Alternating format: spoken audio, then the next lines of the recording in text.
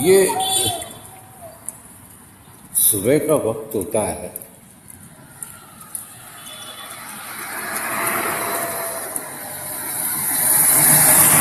ऐसा नहीं है कि क्या होता है सुबह।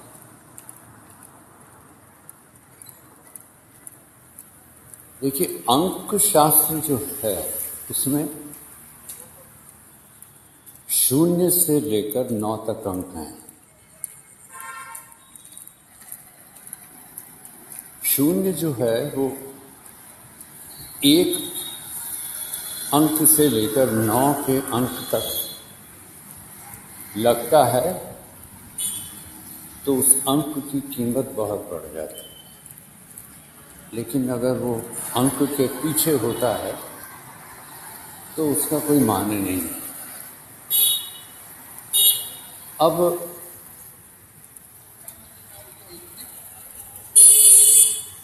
एक नंबर जो है वो सूर्य का है, 2 नंबर चंद्रमा का है, 3 नंबर गुरु का है, 4 नंबर राहु का है, 5 नंबर बुध का है, 6 नंबर शुक्र का है, 7 नंबर केतु का है, 8 नंबर शनि का है और 9 नंबर मंगल का है। मेन जो ग्रह हैं वो 9 हैं और इनकी कैरेक्टरिस्टिक्स जो हैं उनको समझने के लिए हम ये देखते हैं कि एक नंबर जो है वो सूर्य का है तो उसमें प्रतिष्ठा, मैच्योरिटी, ऐसी ही चीजें सरकारी भी है। 2 नंबर जो है वो चंद्रमा का है तो प्रेम का है, ये बच्चों का भी है। मेन चीज है प्रेम। 3 नंबर जो है वो मेन चीज है गुरु, यानी बौद्धिक विवेक। 4 नंबर जो है वो ऑलराउंडर है। ऑलराउंडर का मतलब कि उसमें व्यक्ति में जिसके पास 4 नंबर है सारे गुण मौजूद हैं। साम दाम दंड भेद, ये सारी चीजें उसमें।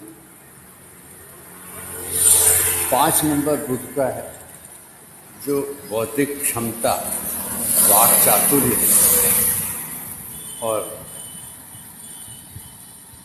स्मार्टनेस, ये सारी चीजें आती हैं। 6 नंबर जो है वो शुक्र का है। अब शुक्र जो है ना वो चमक दमक वाला है और धन दौलत ऐश्वर्य, लेकिन ये सारी चीजें तमस से रिलेट हैं। यानी शुक्र जो है तमस का अधिकारी।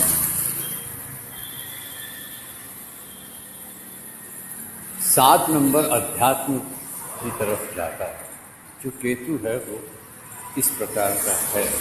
और अब अध्यात्म में और भी चीजें आती हैं। इसकी जो सत्ता है सो सार्वभौमिक की है। 8 नंबर न्यायाधिकारी शनि का है और वो न्याय करता है।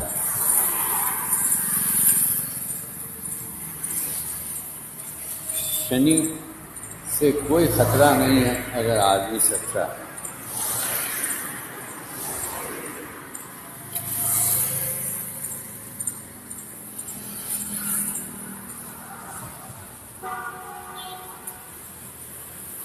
नौ नंबर मंगल का है और जो मंगल है वो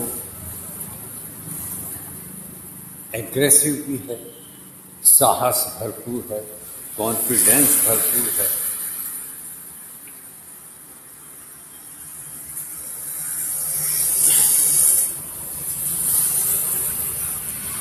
एक अब इनकी सबकी जो 1 से लेकर जो 9 नंबर उनकी एक व्यवस्था है। जो 12 खांचे हमने बनाए हैं, उनकी एक व्यवस्था है। 12 जो खांचे, 12 नहीं है, 9 ही है। 12 खांचे नहीं है, 9 ही। 9 ग्रहों के 9 खांचे हैं, 9 ही अंक हैं। और 3 खांचा ऊपर है, 3 खांचा बीच में है और 3 खांचा नीचे है। और इसको अगर हम खड़े में देखें तो खड़े में भी 3 ही बनते हैं, 1 2 3। 4 9 और 2 पहले खांचे में,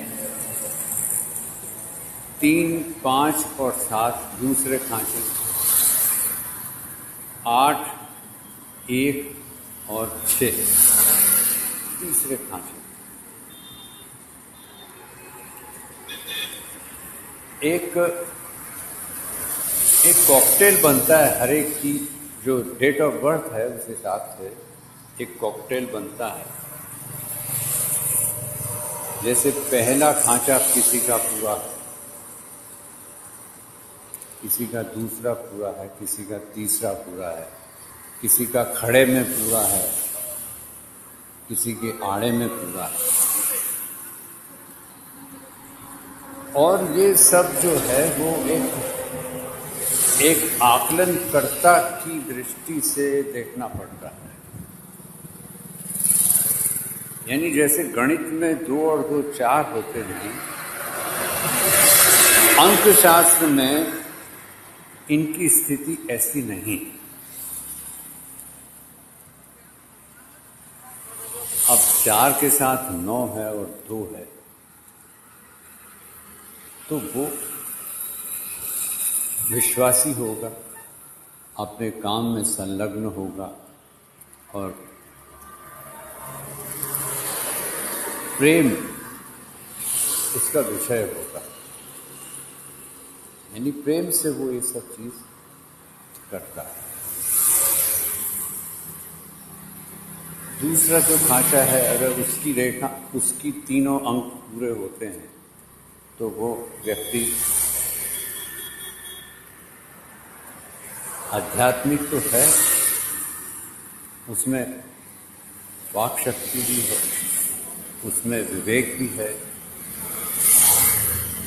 और लेकिन उसमें भावना जो होती है, अगर 7 नंबर, केवल 7 नंबर है तो वो भावना प्रधान ही हो जाता है। तो ऐसे जो 7 नंबर वाले व्यक्ति होते हैं उनमें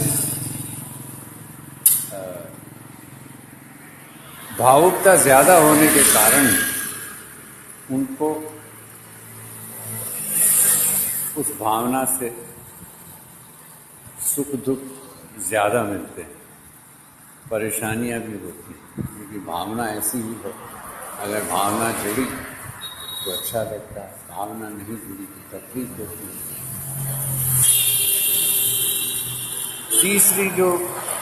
तीसरा जो खांचा है उसमें 8 1 6, यानी आदमी जो है वो बिल्कुल त्वरित कार्य करने वाला, त्वरित निर्णय लेने वाला, क्योंकि उसके पास प्रतिष्ठा का नंबर 1 है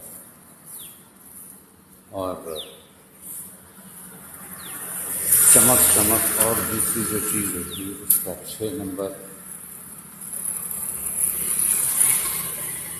धन दौलत सारे के प्रति उसका रुझान, उसके काम।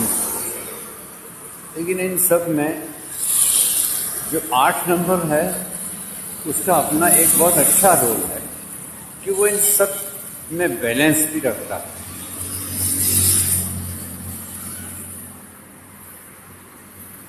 अब इसका इतना ज्यादा, इतनी व्याख्या इसकी इतनी ज्यादा है कि उसको हम इस तरह से समेट नहीं सकते।